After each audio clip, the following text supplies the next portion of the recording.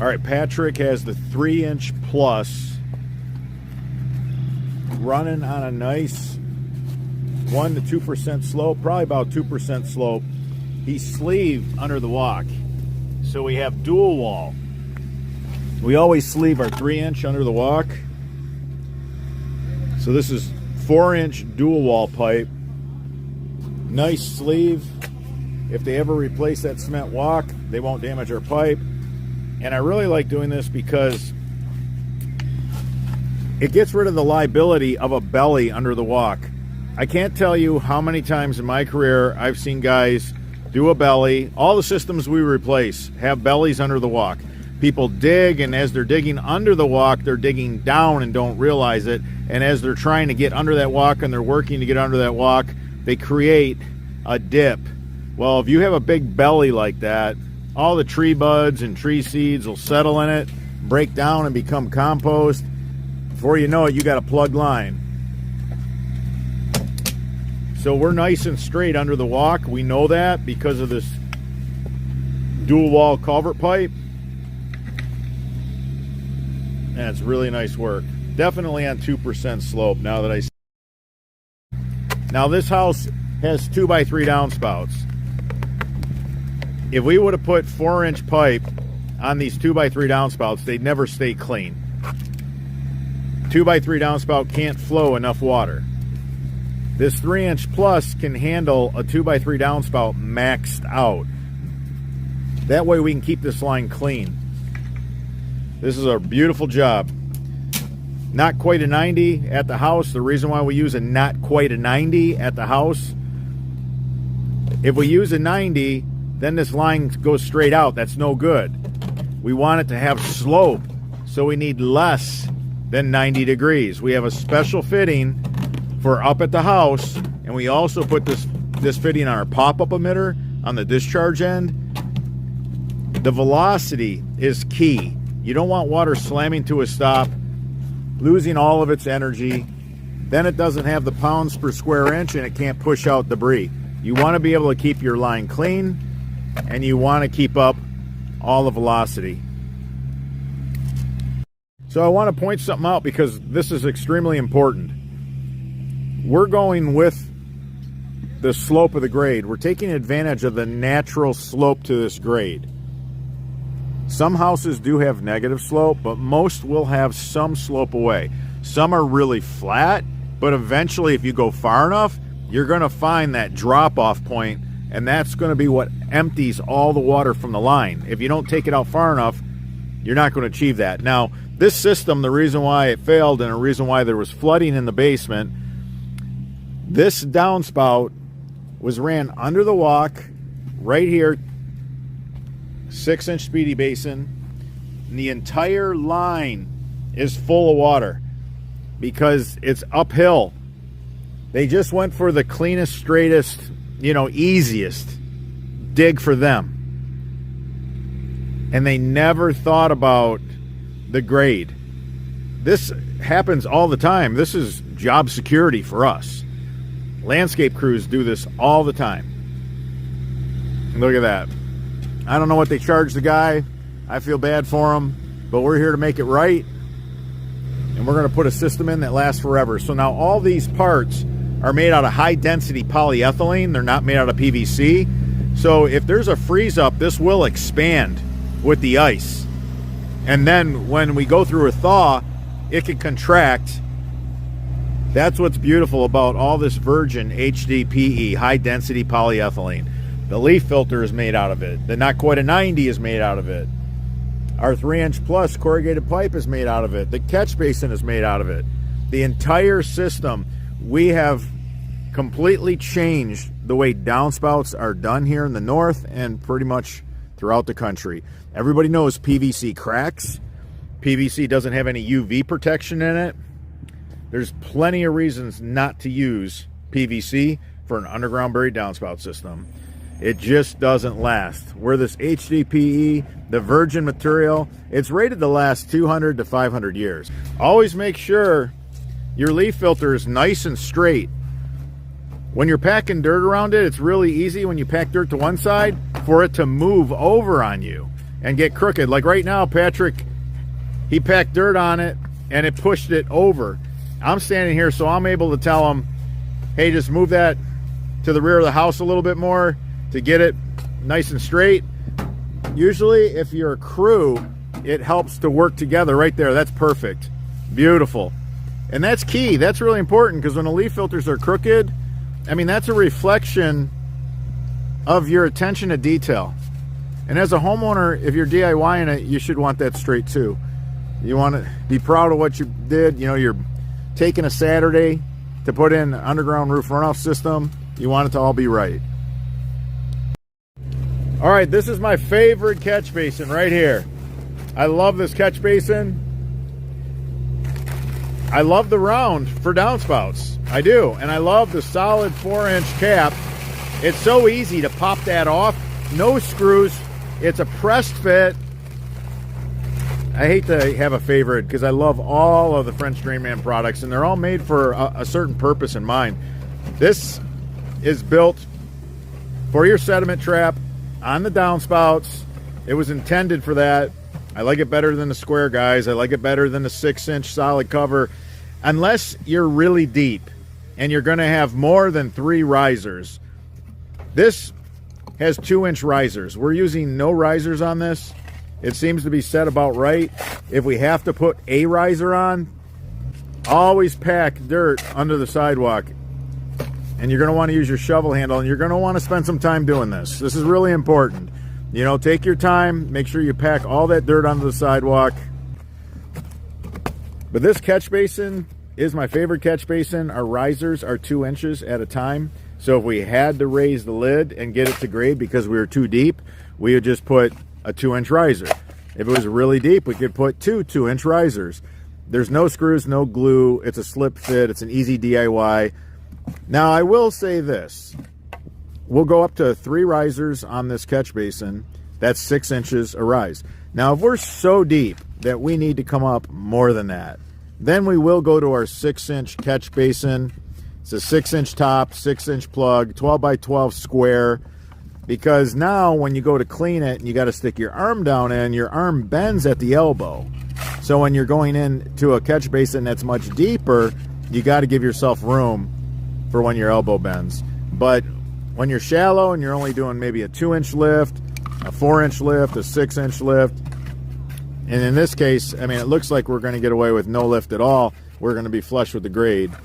All right, we have a catch basin, and now that we got everything set to grade, the catch basin top is a little too low. So what we're going to do is we're going to put a riser on it. It's only going to need 1 riser. A riser gives you 2 inches of lift.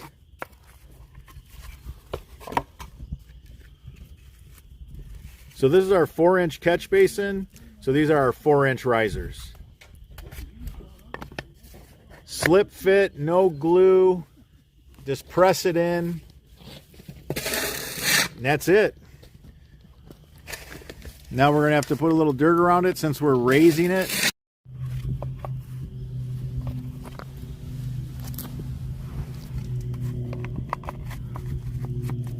Perfect. You want the dirt high enough to where when you press it in, you can actually feel that you pressed it into the dirt. Now we're right at grade.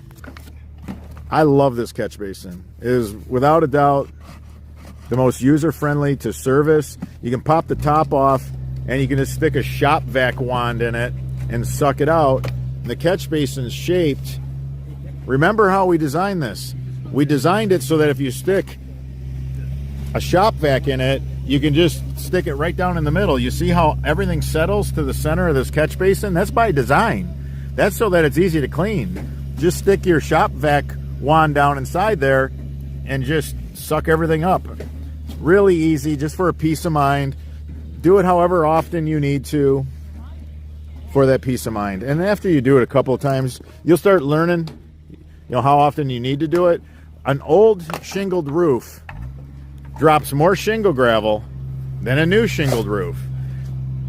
When they're brand new, they'll lose a lot of gravel. But then after that, they'll be fine for a good long while. An older roof loses so much shingle gravel that it's just It's really hard to wrap your mind around it. So you will be shop vacuuming it out every year if you have an older roof.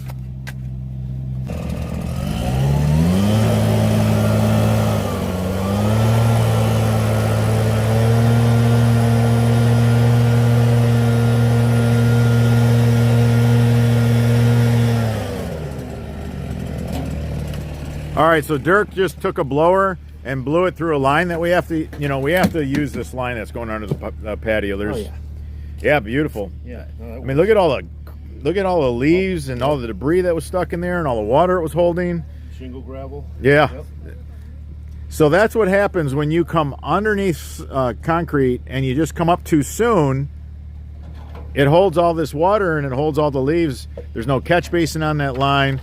So we're going to take that line all the way to where we have great drop and there's no water. Nothing's going to get hung up in this line.